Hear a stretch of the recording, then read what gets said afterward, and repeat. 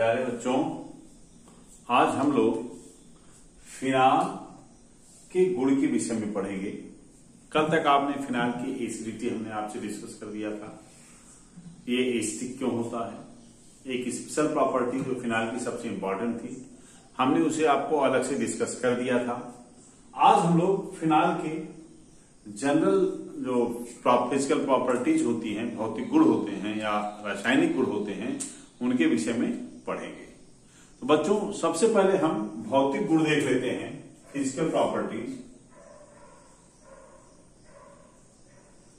Physical properties का मतलब होता है भौतिक गुण। इसमें सबसे पहले हम देखते हैं बॉइलिंग और बॉइलिंग एंड मेल्टिंग पॉइंट, अर्थात क्वथनांक और गलनांक। बच्चों, अगर हम फिनाल को ध्यान से देखें तो फिनाल में OH बांड है, और आप ये जानते हो कि जहां पर भी O से जुड़ा हुआ H होता है, O, N और F, नाइट्रोजन, ऑक्सीजन और फ्लोरीन से डायरेक्टली जुड़ा हुआ H हाइड्रोजन बॉन्डिंग बना सकता है। तो इसका मतलब यहां पर भी हाइड्रोजन बॉन्डिंग पॉसिबल है, और अगर हाइड्रोजन बॉन्डिंग पॉसिबल होगा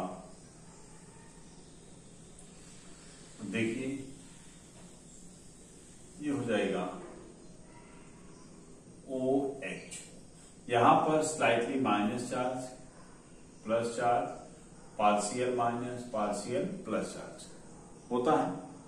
अब इन दोनों के बीच एक इलेक्ट्रोस्टैटिक फोर्स ऑफ अट्रैक्शन काज करेगा, वीक, जिसको हम हाइड्रोजन बॉन्डिंग कहते हैं।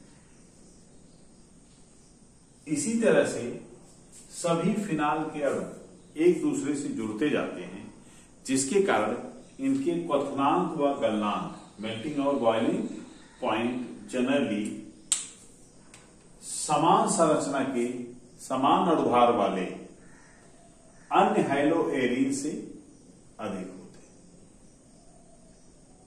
हैं। ये हमें देखना है कि इनका मेल्टिंग पॉइंट और बॉइलिंग पॉइंट जनरली क्या होता है, हाई होता है समान अणुभार वाले अन्य हैलोएरीन से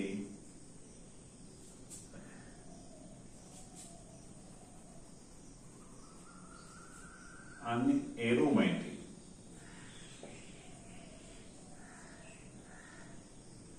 कंपाउंड्स या यौगिकों से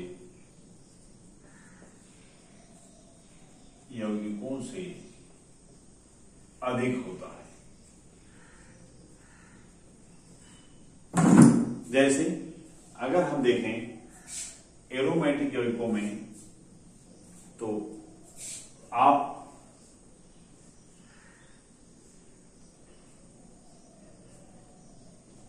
क्लोरीन ले लीजिए, या मान लीजिए हम ले लेते हैं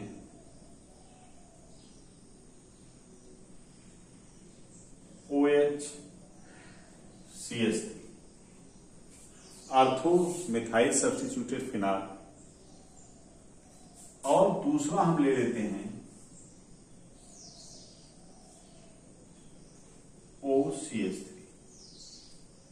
ये फेनॉलिक ईथर है।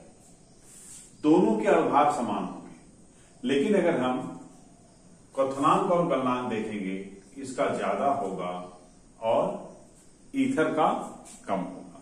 क्यों ऐसा होता है?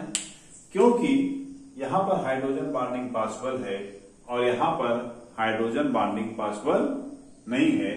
इस तरह से हाइड्रोजन बॉन्डिंग बहुत बड़ा फैक्टर है, जिसके कारण इनके मेल्टिंग पॉइंट और बॉइलिंग पॉइंट प्रायः अपेक्षा से अधिक होते हैं। दूसरा है विलेयता, इनकी सॉल्युबिलिटी या विलेयता।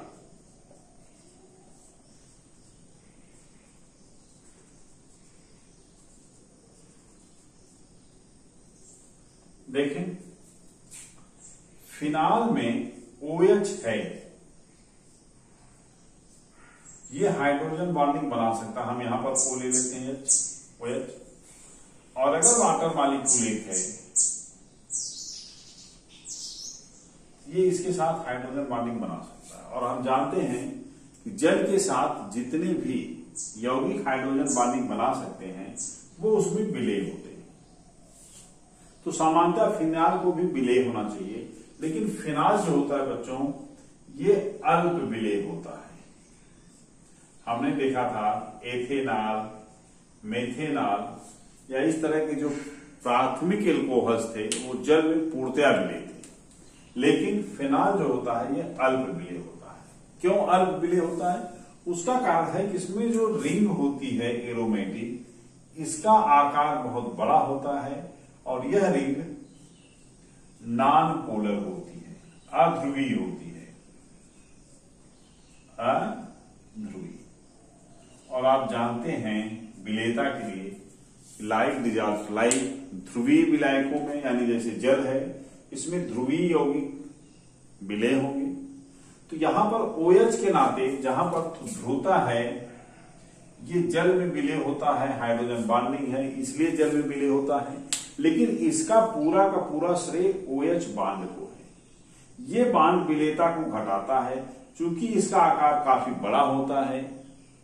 6 कार्बन इसमें है, जबकि मेथेनॉल और एथेनॉल में अगर हम देखें CH3OH में केवल 1 कार्बन है। तो यहां पर 1 कार्बन का एल्किल ग्रुप है, यहां पर 6 कार्बन का एरिल ग्रुप है, इसलिए ये पूर्ण विलेय होते हैं।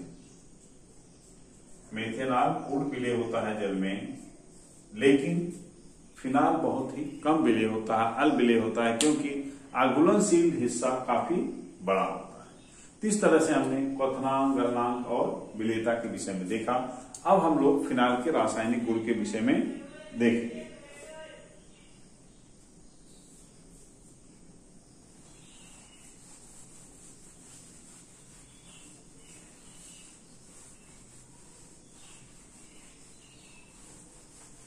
अगर हम रासायनिक गुण इसका देखें,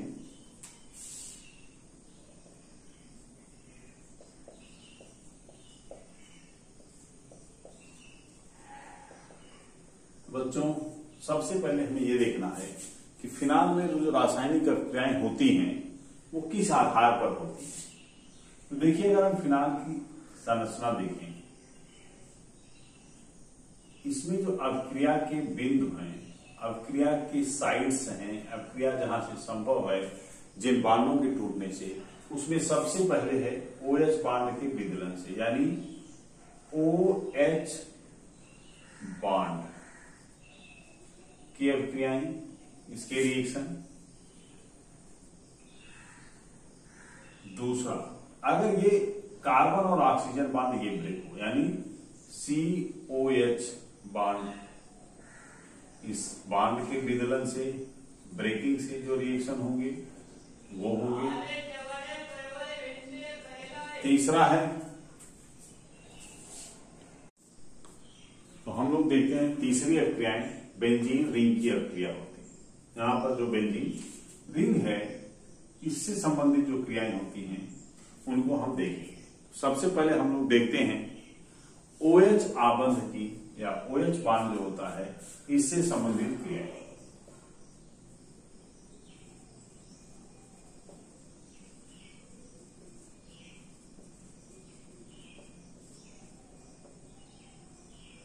OH बांड की अधिकतर क्रियाएं एल्कोहलों के समान ही होती हैं बच्चों। अगर इनमें हम देखें तो सबसे पहला रिएक्शन है मेटल्स के साथ या सक्रिय धातुओं से क्रिया।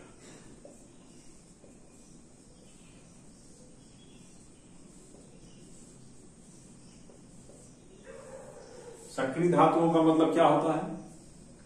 जैसे सोडियम है, पोटेशियम है, मैग्नीशियम है आदि। ये धातुएं जल से क्रिया करके हाइड्रोजन को बड़ी आसानी से मुक्त कर देती हैं। मैग्नीशियम गर्म करने पर जल से हाइड्रोजन निकालता है, सोडियम और पोटेशियम ठंडे जल से भी क्रिया कर लेते हैं। तो बच्चों यहां पर ये धातुएं सक्रिय धातुएं कही जाती हैं, एल्कली मेटल्स। तो और ये एल्कलाइन मेटल है, तो बच्चों एल्कली मेटल्स में अगर हम देखें तो एल्कोहल्स जो होते थे वो रिएक्ट करके बना लेते थे, यह यहां से निकल जाता था, OH बॉन्ड ब्रेक होता था और ये हो जाता था 2RO- Na+ और 2 हाइड्रोजन जो निकलते थे 2 सोडियम के यूज होने से, ये यहां पे बना लेते थे हाइड्रोजन गैस। और कोई भी लैब में आप अगर फिनाल का टेस्ट करेंगे आपको जरूर मिलेगा, अगर सोडियम आपको वहां मिले आप इस टेस्ट को कर सकते हैं। एक टेस्ट ट्यूब में आप एल्कोहल लीजिए और उसमें सुखा करके प्रॉपरली सोडियम डालिए, सोडियम का छोटा सा टुकड़ा डालिए, तो वो वहां से आप एक गैस निकलती है और जो गैस निकलती है उस गैस को अगर आप जलाएंगे तो नीले लौ के साथ जलती है, जिससे सिद्ध होता है इसमें हाइड्रोजन गैस निकल रही है। तो बच्चों यहां पर ये हाइड्रोजन गैस को मुक्त करते हैं। जितने भी सक्रिय धातुएं हैं, सोडियम, पोटेशियम, मैग्नीशियम, ये सब इसी तरह से रिएक्शन करते हैं। अब इसके बाद दूसरा जो रिएक्शन है वह है एसाइलेशन।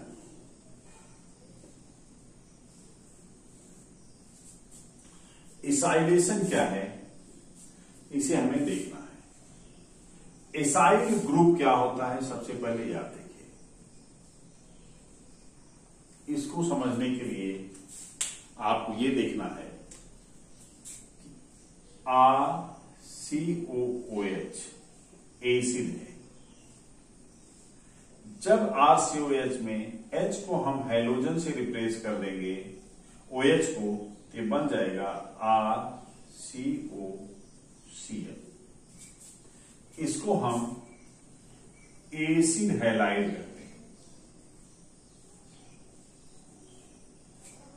और एसिड हैलाइड का अगर हैलोजन इससे निकाल दिया जाए तो जो ग्रुप बचता है RCO, इसी को हम एसिड ग्रुप करते हैं।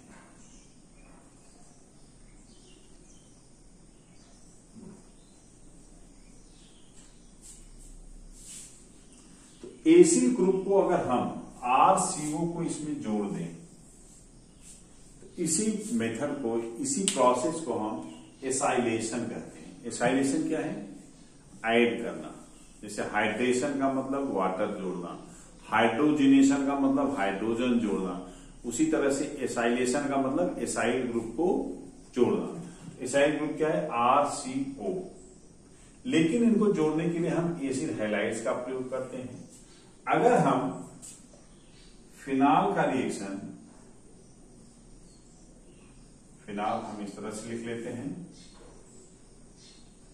इसका रिएक्शन किसी एसिड हैलाइड से कराएं। यहां से देखिए HCl निकल जाएगा और ये बना लेता है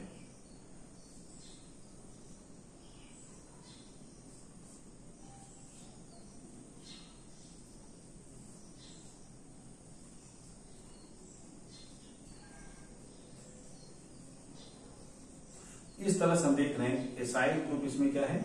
जुड़ गया। इस प्रोसेस को हम लोग एसाइलेशन कहते हैं और ये यौगिक प्राप्त होता है बेटा, ये एक तरह का एस्टर है जिसको हम फेनॉलिक एस्टर कह सकते हैं।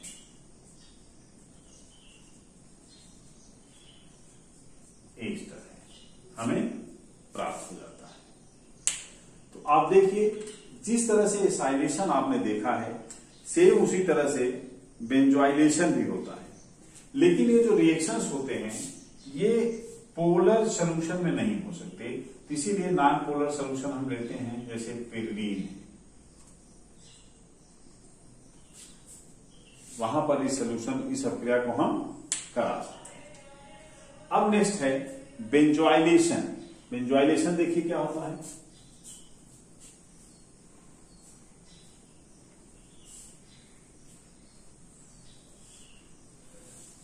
जिस तरह से आपने देखा एसाइल ग्रुप, इसी तरह से बेंजोइल ग्रुप होता है। इसको ऐड करने को हम बेंजोइलेशन कहते हैं। बेंजोइलीकरण, इसको हिंदी में क्या कहते हैं? एसिलीकरण। हमें सामान्य नामों को इंग्लिश में ही देखना है। बेंजोइलेशन या ब्रेंचाइलीकरण।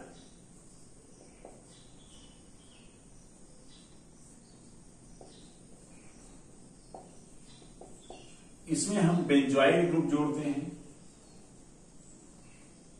बेंजोइल ग्रुप जो होता है, बेंजोइल ग्रुप देखिए है क्या, ये है आर की जगह पे अगर हम फिनाल बेंजीन जोड़ दें, ये हो जाएगा, और इस पर Cl ले लें, this is the benzoyl chloride. Benzoyl chloride का रिएक्शन जब हम फिनाल से कराएंगे,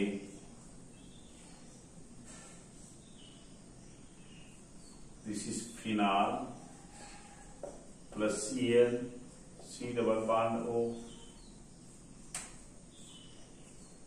तो यहां पर अगेन ये Cl निकल जाएगा और ये बन जाएगा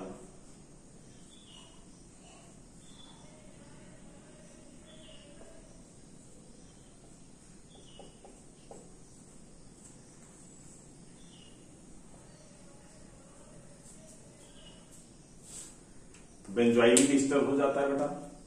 अब इस तरह से हम देखते हैं कि बेंजोइलेशन और एसाइलेशन में OH बांड ब्रेक होता है, और ये क्रियाएं हम आसानी से देख सकते हैं। इसके बाद हम लोग देखेंगे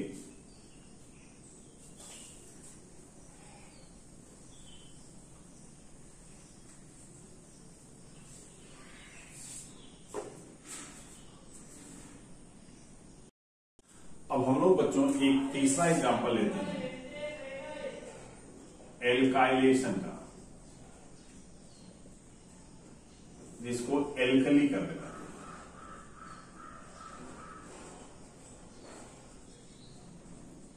आप देखिए एल्काइल ग्रुप क्या होता है, आर रिएक्स क्या है, एल्किल हैलाइड है। एल्किल हैलाइड फिनाल से सीधे रिएक्शन नहीं करता, अर्थात फिनाल को अगर हम देखें तो फिनाल का सीधे सीधे एल्काइलेशन पॉसिबल नहीं है। एल्कलीकरण करने के लिए इसका रिएक्शन सबसे पहले हम NaOH से करा देते हैं, या केवल सोडियम से करा देंगे, और यहां पर फेनॉक्साइड आयन मिल जाता है।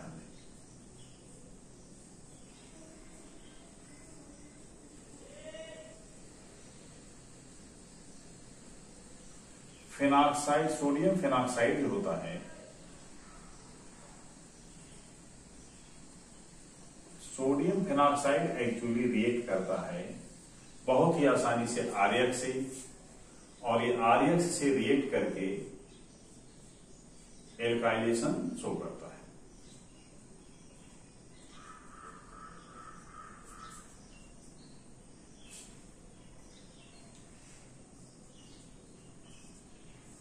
तो Cl और Na रिएक्ट करके NaCl बना लेंगे और हमें ईथर मिल जाएगा।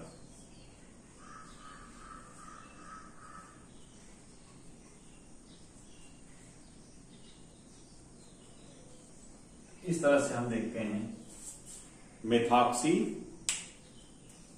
फिनाल हम कह सकते हैं इसको। तो यहां पर बच्चों हमें एक सिंपल सा ईथर प्राप्त हो जाता है, जहां पर CH3Cl रिएक्ट कर जाता है Na से। इसके बाद हम देखेंगे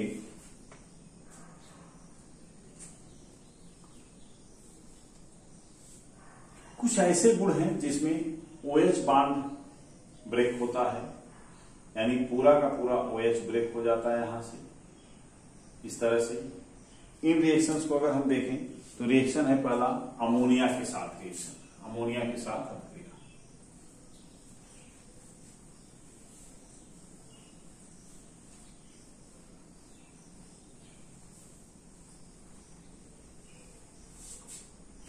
अमोनिया जिसको हम लोग रिप्रेजेंट करते हैं NH3 से, इसको सिंपली यहां पे हम लिख सकते हैं HNH2। यहां पर अमोनिया जब रिएक्ट करता है फिनाल से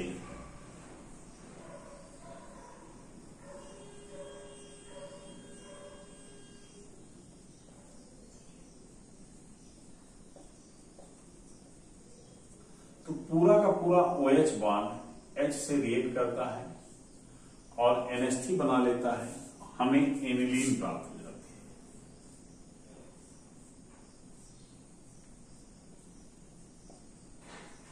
अमीनो बेंजीन इसे आप कह सकते हैं, जिसका कॉमन नेम एनिलीन है। This is the aniline. तो बच्चों यहां पे हमने देखा कि अमोनिया जब रिएक्ट कर रहा है तो फिनाल का OH ग्रुप पूरा का पूरा ब्रेक हो जाता है और हमें एनिलीन प्राप्त हो जाती है। ये रिएक्शन सामान्यतया बच्चों जिंक क्लोराइड के प्रेजेंस में होता है, ZnCl2 and nearly eight 575 kelvin. यहां आपको जो इंपॉर्टेंट चीज है, एक चीज ध्यान में रखना है कि फिनाल की जो रिएक्शंस होते हैं, अभिक्रियाएं होती हैं,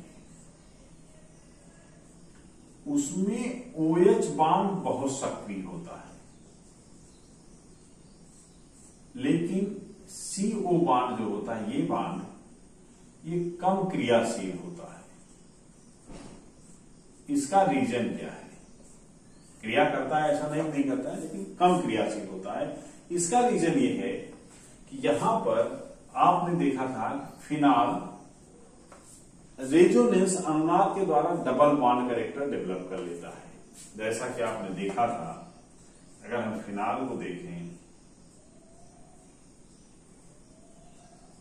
इस पर लोन पेयर है, लोन पेयर शिफ्ट हो जाते हैं और इस तरह से रेजोनेटिंग स्ट्रक्चर्स हमें मिलते हैं, यानी A2 charge, double bond OH, यहां पर प्लस चार्ज, और इस तरह से आप इसके रेजोनेटिंग स्ट्रक्चर डिफरेंट बना लेंगे तो देखेंगे O और कार्बन के बीच क्या है, डबल बॉन्ड कैरेक्टर पाया जाता है। और इस डबल बॉन्ड कैरेक्टर के नाते ये बॉन्ड आसानी से ब्रेक नहीं होता है, जिससे इसकी क्रियाशीलता कम होती है। जैसे हम एक उदाहरण लेते हैं, अगर हम ROH लेते हैं एल्कोहल, तो ये PCl5 या PCl3 दोनों से आसानी से रिएक्ट कर लेता है और इनके जो प्रोडक्ट होते हैं ये बनते हैं RCl plus HCl plus POCl3। यहां पर आप जानते हैं 3ROH यूज हो जाता है और ये बन जाता है 3RCl प्लस H3PO3। ये एल्कोहल में रिएक्शंस आप पढ़ चुके हैं। यहां पर पूरा का पूरा OH बॉन्ड ब्रेक हो जाता था। लेकिन अगर हम फिनाल का रिएक्शन PCl3 से करेंगे तो यहां पर HCl निकलता है, P का Cl और फिनाल का H, Cl एंड Cl, और तीनों Cl रिप्लेस करके ये बन जाता है, देखिए 3 मोल इसके यूज हो जाएंगे और ये बन जाएगा PO, बेंजीन रिंग यहां पे जुड़ जाएगी, यहां पर हो जाएगा O, बेंजीन रिंग यहां भी जुड़ जाएगी और ये हो जाएगा O, बेंजीन रिंग यहां भी जुड़ जाएगी।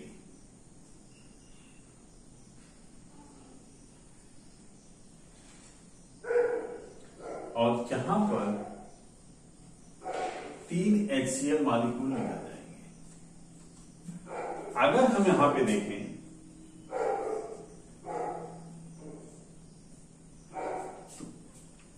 एल्किल हैलाइड हमें नहीं मिल पा रहा है, फेनिल क्लोराइड नहीं मिल रहा है।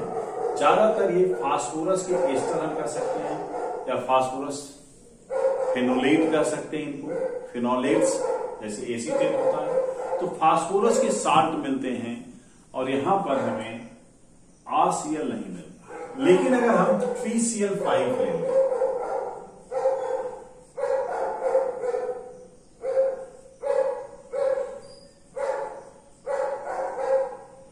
और इस रिएक्शन में हम देखें तो हमें कुछ आंशिक रूप में थोड़ी सी मात्रा में hydrogen plus POCl3 plus HCl phenyl chloride प्राप्त हो जाता है, लेकिन इसकी मात्रा बहुत कम होती है, इसका भी अधिकांश भाग इस फास्फोरस एस्टर के रूप में प्राप्त होता है। तो इस तरह से हम इसको देख सकते हैं कि यहाँ पर ये बांड बहुत कम क्रियाशील होता है। कभी भी अगर आपको फिनाल से फेनिल क्लोराइड बनाना हो तो आप PCl5 का यूज करेंगे, करेक्ट माना जाएगा। PCl3 नहीं करना चाहिए क्योंकि PCl3 जनरली रिएक्शन फिनाल से नहीं करता है। अब हम लोग देखेंगे कि बेंजीन रिंग जो होती है या एल्कोहल से कुछ इसके जो भिन्न गुण होते हैं वो किस तरह के होते हैं। अभी तक जितने रिएक्शंस हमने पढ़े ये सब एल्कोहल के ही समान है, केवल कुछ भिन्नता हमने OH बॉन्ड ब्रेकिंग में PCl5 और PCl3 से रिएक्शन में देखा है। अब हम लोग देखते हैं कुछ ऐसे रिएक्शन जो एल्कोहल के और फिनाल के काफी डिफरेंट होते हैं। तो बच्चों, एल्कोहल से भिन्न अपक्रियाओं में जो सबसे महत्वपूर्ण अपक्रिया है वह है जिंक जोड़ के साथ अपक्रिया, जिंक डस्ट के साथ अपक्रिया। इस रिएक्शन को आप जरूर याद रखिएगा क्योंकि बहुत बार कन्वर्जन्स होते हैं जहां पर आपको फिनाल को बेंजीन में कन्वर्ट करना रहेगा, यानी इस O को अगर हमें रिमूव करना है तो रिमूव करने की कई मेथड यद्यपि आपने देखे हैं, लेकिन एक मेथड ये भी है जो बहुत ही इंपॉर्टेंट है। जैसे मान लीजिए आपको बेंजीन ही बनाना है या फिनाल से टॉल्यूइन बनाना है तो पहले आपको O को क्या करना है, रिमूव करना होगा। तो इसके लिए हम जिंक डस्ट का प्रयोग करके उसके साथ गर्म करते हैं जब बेंजीन को, तो इसका O निकल जाता है और JDNO बना लेता है और इस तरह से हमें बेंजीन प्राप्त होती है। जैसे इसका एक एग्जाम्पल मैं बता दूं कि कोई आपसे कहता है how will you prepare toluene from phenol, phenol से आपको टॉल्यूइन बनाना है। अब यहां पर ये रिएक्शन है तो बहुत आसान, बट प्रॉब्लम क्या है, प्रॉब्लम ये है कि हम जो है OH ग्रुप को फिनाल से O को कैसे रिप्लेस करें। O अगर हट जाए तो आसानी से टॉल्यूइन बन जाएगा। इसके लिए हम यही करते हैं, पहले स्टेप में फिनाल लेते हैं, इसका रिएक्शन जिंक डस्ट से कराते हैं और जिंक डस्ट से जब रिएक्शन हो जाता है तो हमें बेंजीन मिल जाती है। और बेंजीन जो है इसका रिएक्शन फ्रीडल क्राफ्ट रिएक्शन हम कराते हैं, मान लीजिए CH3Cl in presence of AlCl3, तो हमें टॉल्यूइन आसानी से मिल जाता है। ये रिएक्शन बेंजीन के रिएक्शंस में आप पढ़ चुके हैं, फ्रीडल क्राफ्ट एल्काइलेशन कहते हैं। इसको हम अगेन कोशिश करेंगे कि डिस्कस कर देंगे आपके साथ। तो इन रिएक्शंस को आप देख सकते हैं कि किस तरह से इसका यूज हम करेंगे डिफरेंट प्लेसेस पर। अब इसके बाद बच्चों इंपॉर्टेंट जो रिएक्शंस और बचती हैं वो है बेंजीन रिंग की अपक्रियाएं। बेंजीन रिंग की अपक्रियाएं बहुत ही महत्वपूर्ण हैं, हम इनको देख लेते हैं साथ में।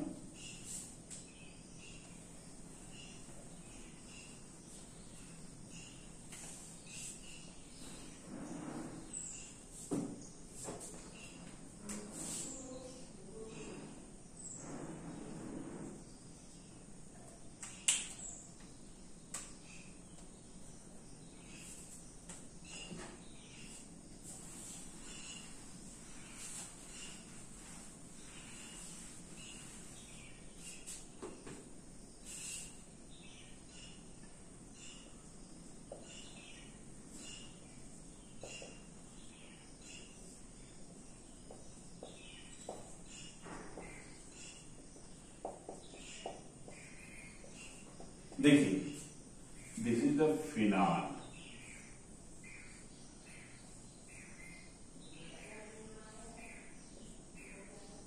And this is benzene. अब हम इस बेंजीन रिंग की अपक्रिया देखेंगे।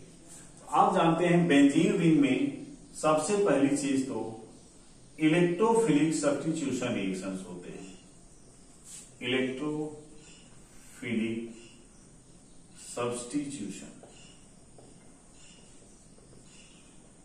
इलेक्ट्रोफिलिक सब्स्टिट्यूशन क्या है, इलेक्ट्रोफिलिक प्रतिस्थापन अभिक्रियाएं,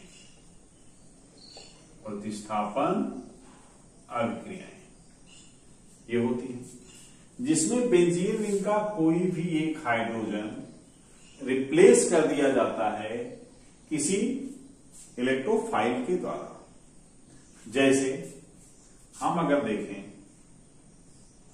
एक बेंजीन रिंग है, इस पर H है, सपोज करिए फिनालिक है।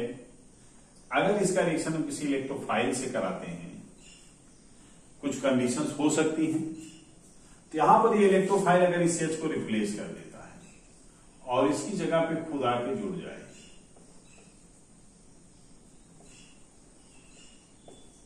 This is the electrophilic substitution, electrophilic प्रतिस्थापन अभिक्रियाएं।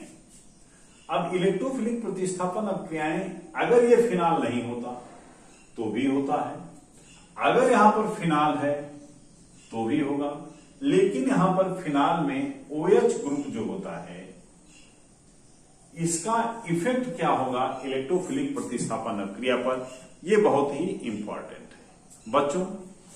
OH ग्रुप जो होता है +R प्रभाव प्रदर्शित करता है तथा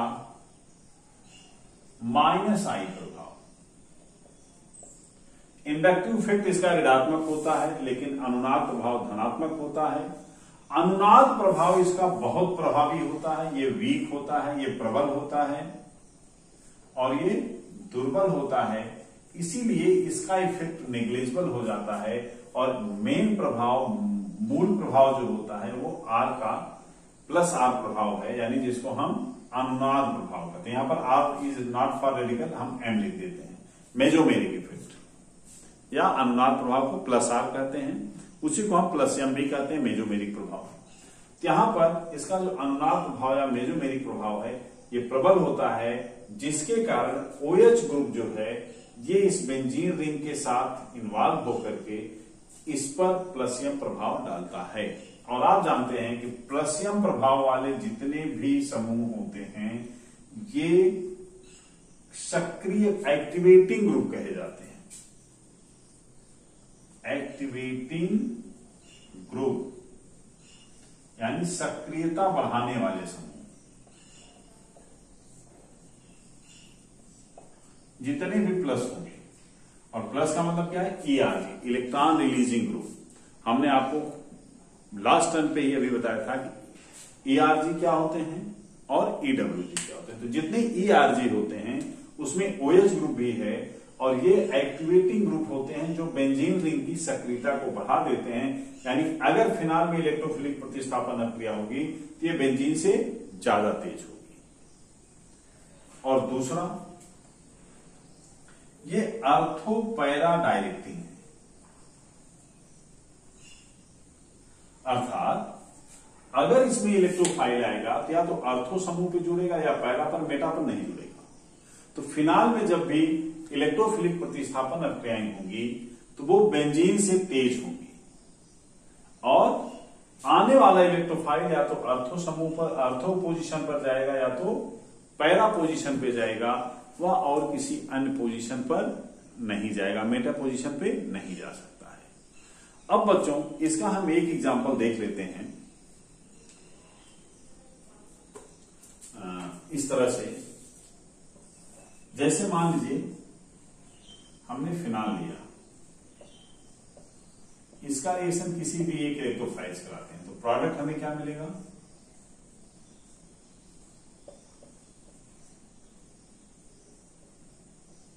R या दोनों मिल सकते हैं।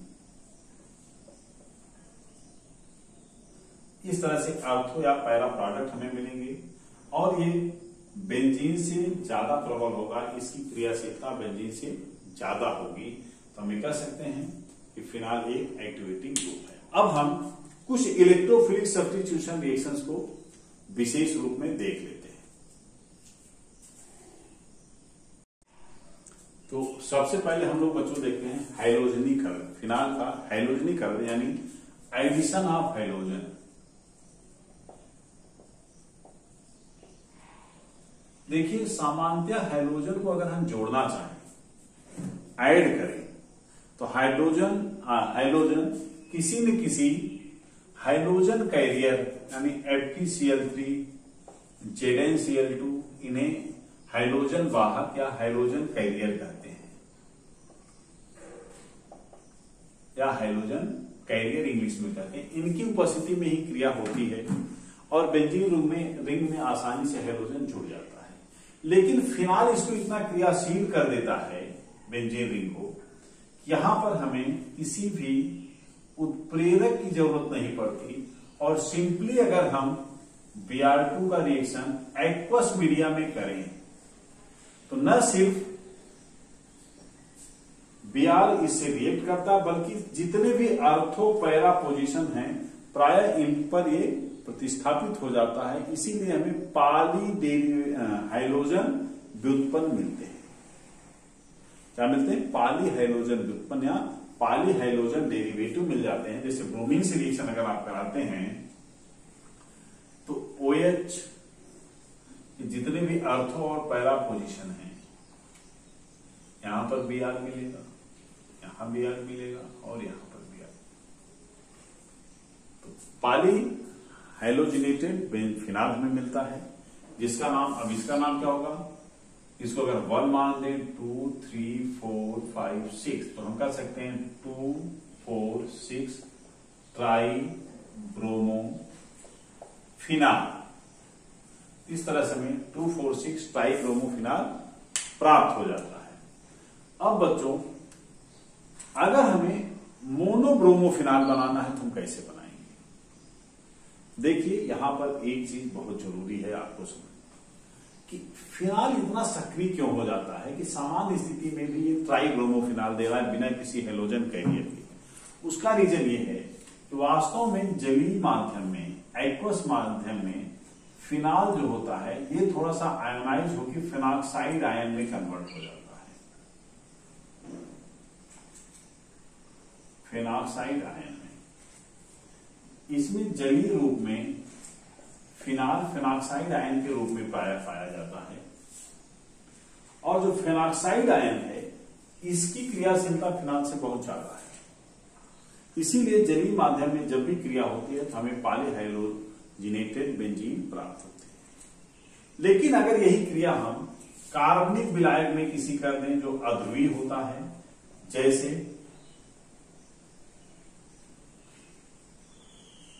हम फिनाल को ले लेते हैं और यह रिएक्शन हम Br2 से किसी ऑर्गेनिक सॉल्वेंट में कराते हैं, जैसे CH2 है, कार्बन डाइसल्फाइड। तो यहां पर हमें मोनोब्रोमोफिनाल मिल सकता है और ये अर्थो भी हो सकता है और पैरा भी हो सकता है। OH Br plus OH Br, इस तरह से हमें मोनोब्रोमोफिनाल मिल जाते हैं। ये आपको ध्यान रखना है कि फिनाल एक्वस मीडियम में ट्राइब्रोमोफिनाल देता है, जबकि अगर कार्बनिक विलायक है कोई उस समय ऑर्गेनिक या कार्बनिक विलायक में फिनाल मोनो सब्स्टिट्यूटेड प्रोडक्ट देता है। एक्वस मीडिया में क्यों इतना तेज रिएक्शन देता है? उसका कारण होता है फिनॉक्साइड आयन, इसका जो एक्टिव फॉर्म होता है ये रिएक्ट करता है और ये फिनाल से काफी ज्यादा सक्रिय होता है।